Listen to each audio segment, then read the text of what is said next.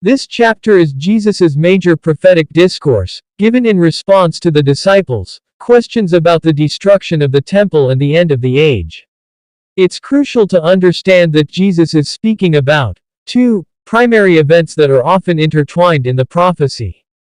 1. The impending destruction of Jerusalem and the temple, which occurred in 70 AD. 2. His second coming and the final end of the age. The challenge for interpreters is to discern which verses apply to which event, as Jesus uses the former as a foreshadowing of the latter. The Gospel of Matthew, chapter 24, verse 1. And Jesus went out, and departed from the temple, and his disciples came to him to show him the buildings of the temple. As they leave the temple complex, the disciples, likely including fishermen from Galilee, are impressed by the massive stones and magnificent buildings of Herod's temple. Jesus' response in the next verse will shock them. Verse 2. And Jesus said unto them, See ye not all these things? Verily I say unto you, there shall not be left here one stone upon another, that shall not be thrown down. Jesus makes a stunning prophecy. The entire temple complex will be so completely destroyed that not one stone will be left on another.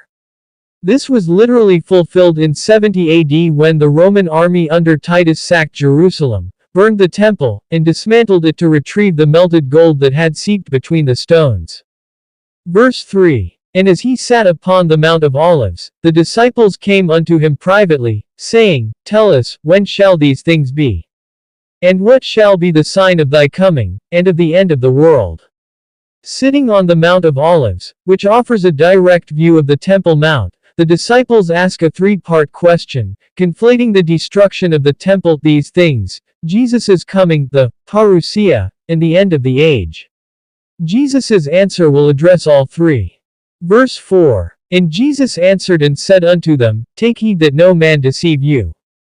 Jesus begins with a critical warning. The first and most persistent danger is deception. Before any physical signs, there will be spiritual seduction through false messiahs and false teachings. Verse 5. For many shall come in my name, saying, I am Christ, and shall deceive many. This was fulfilled before 70 AD. Acts chapter 5, verses 36 to 37, Acts chapter 21, verses 38, and has continued throughout history. False Christs claim to be the promised deliverer, leading many astray. Verse 6. And ye shall hear of wars and rumors of wars. See that ye be not troubled, for all these things must come to pass, but the end is not yet. International conflict and the threat of war are not, in themselves, the signal that the end has arrived. They are like birth pains, as Mark's Gospel puts it, intensifying and recurring, but not the final event. Believers are not to panic. Verse 7. For nation shall rise against nation, and kingdom against kingdom, and there shall be famines, and pestilences, and earthquakes, in divers places. Jesus expands the birth pains to include not only war but also natural and man-made disasters, widespread famine, plagues, and earthquakes. These are general signs of a fallen world in travail, not specific timetables. Verse 8. All these are the beginning of sorrows. All the signs mentioned in verses 4 to 7 are merely the beginning of the birth pains. They are preliminary and will intensify as the end approaches. Verse 9. Then shall they deliver you up to be afflicted, and shall kill you, and ye shall be hated of all nations for my name's sake. The focus shifts from general world events to the specific persecution of Jesus' followers. This will be a global hatred and systematic persecution, deliver you up, leading even to death. This was true for the early church and will be supremely true in the final tribulation. Verse 10. And then shall many be offended, and shall betray one another, and shall hate one another. Intense persecution will cause the faith of many to fail, be offended. It will fracture communities, turning even friends and family into betrayers, as the cost of discipleship becomes life itself. Verse 11. And many false prophets shall rise, and shall deceive many. In the climate of fear and confusion, false prophets will arise, offering alternative, deceptive messages of salvation and hope, leading many away from the truth. Verse 12. And because iniquity shall abound, the love of many shall wax cold. Widespread lawlessness, iniquity, and the pressures of persecution will have a chilling effect on the spiritual life of many believers. Their initial love for God and one another will grow cold and apathetic. Verse 13. But he that shall endure unto the end, the same shall be saved. This is a promise of perseverance. The end likely refers either to the end of one's life or the end of the age. Salvation is evidenced by enduring, faithful perseverance through trial, not just a one-time profession of faith. Verse 14. And this gospel of the kingdom shall be preached in all the world for a witness unto all nations, and then shall the end come. This is a crucial sign. The end will not come until the Great Commission, Matt chapter 28, verses 19 to 20, is fulfilled. The gospel must be proclaimed to all ethnic groups, nations, across the globe. This is both a task for the church and a divine guarantee that the end is certain once this task is complete. Verse 15. When ye therefore shall see the abomination of desolation, spoken of by Daniel the prophet, stand in the holy place, whoso readeth, let him understand smiley face. This is a key turning point. Jesus points to a specific, future event prophesied by Daniel, Dan. Chapter 9, verses 27, chapter 11, verses 31, chapter 12, verses 11. The abomination of desolation refers to a profane, idolatrous object or person that defiles the holy place. For the first-century disciples, this was a specific warning. In 70 AD, the Roman army, with their idolatrous standards, desecrated the temple precincts. Many scholars also see a future, ultimate fulfillment in the Antichrist figure at the end of the age. Verse 16. Then let them which be in Judea flee into the mountains. When this abomination is seen, the signal for immediate and urgent flight is given. There will be no time to prepare. Verse 17. Let him which is on the housetop not come down to take anything out of his house. Roofs in Palestine were flat and used as living spaces. The warning is to flee immediately without even going inside the house to grab belongings. Verse 18. Neither let him which is in the field return back to take his clothes. Similarly, a worker in the field should not return home to get his cloak. Speed is of the essence. History records that Christians heeded this warning and fled Jerusalem before its final siege, saving their lives. Verse 19. And woe unto them that are with child, and to them that give suck in those days. A word of compassion for those who will find it most difficult to flee quickly and survive, pregnant women and nursing mothers. Verse 20. But pray ye that your flight be not in the winter, neither on the Sabbath day. Winter would make travel difficult and shelter dangerous. A Sabbath flight would be problematic for devout Jews who would be hesitant to travel beyond the Sabbath day's journey limit, and the city gates might be closed. Verse 21. For then shall be great tribulation, such as was not since the beginning of the world to this time, no, nor ever shall be. Jesus describes the horror of the coming judgment.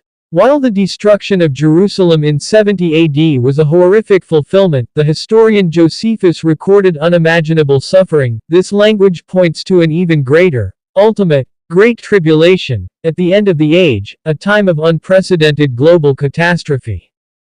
Verse 22. And except those days should be shortened, there should no flesh be saved, but for the elect's sake those days shall be shortened.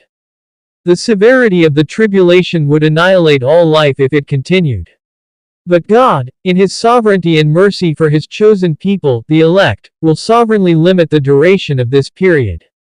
Verse 23. Then if any man shall say unto you, Lo, here is Christ, or there, believe it not. The warning against deception returns, now with even greater urgency during the tribulation. False claims about the Messiah's location will abound. Verse 24. For there shall arise false Christs, and false prophets, and shall show great signs and wonders, insomuch that, if it were possible, they shall deceive the very elect. The deception will be powerful and supernatural. These false figures will perform convincing signs and wonders. Their deception is so potent that it would threaten to deceive even the faithful, but God's preservation of his elect makes it not possible for them to be finally led astray. Verse 25. Behold, I have told you before. Jesus emphasizes that he has given them this warning in advance so they will not be caught off guard. His foreknowledge is a gift to foster vigilance. Verse 26. Wherefore if they shall say unto you, Behold, he is in the desert, go not forth, behold, he is in the secret chambers, believe it not. He specifies the deception. Don't believe those who say the Messiah is hiding in a remote desert or a secret inner room. His coming will be unmistakably public. Verse 27. For as the lightning cometh out of the east, and shineth even unto the west, so shall also the coming of the Son of Man be. This is the answer to the secret, localized claims.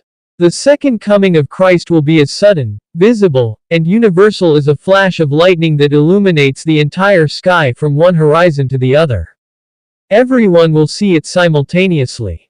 Verse 28. For wheresoever the carcass is, there will the eagles be gathered together. A proverbial saying meaning that the event is inevitable and certain. Just as vultures, eagles instinctively gather where there is a dead body, so judgment will inevitably come upon a spiritually dead world, the carcass, at the time of Christ's return. Verse 29. Immediately after the tribulation of those days shall the sun be darkened, and the moon shall not give her light, and the stars shall fall from heaven, and the powers of the heavens shall be shaken. Immediately after the Great Tribulation, cosmic signs will herald the Son of Man's arrival. This is language used by the Old Testament prophets to describe the day of the Lord, Isaiah 13:10, Joel 2:31, a time when God intervenes cataclysmically in human history. The entire cosmos will be shaken. Verse 30. And then shall appear the sign of the Son of Man in heaven, and then shall all the tribes of the earth mourn, and they shall see the Son of Man coming in the clouds of heaven with power and great glory. This is the climax. The sign is likely Christ himself in his glorious manifestation. His coming will be visible to all the tribes of the earth shall see. Those who rejected him will mourn in terror and repentance. Zechariah chapter 12, verses 10 to 12, while believers will rejoice. He comes with the power and great glory of deity. Verse 31. And he shall send his angels with a great sound of a trumpet, and they shall gather together his elect from the four winds, from one end of heaven to the other. The purpose of his coming is to gather his people. The angels, with a triumphant trumpet blast, will gather the elect, both the living and the resurrected dead, from every corner of the earth to be with him. This is the final and complete gathering of God's people. Verse 32. Now learn a parable of the fig tree, when his branch is yet tender, and putteth forth leaves, ye know that summer is nigh.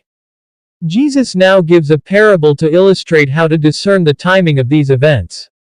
Just as the budding fig tree is an unmistakable sign that summer is near, the signs he has described will indicate that his coming is near. Verse 33. So likewise ye, when ye shall see all these things, know that it is near, even at the doors.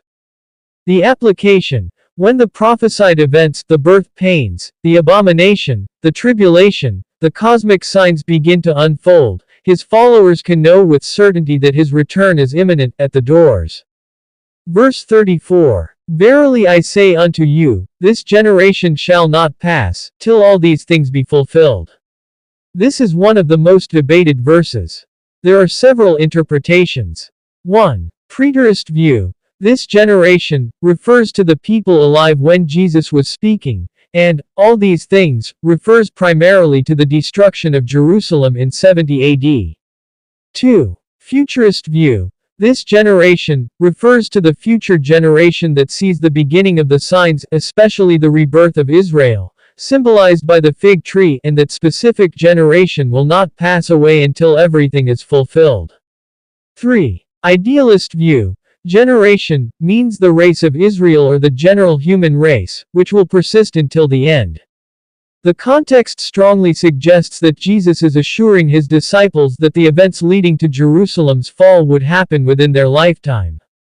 Verse 35. Heaven and earth shall pass away, but my words shall not pass away.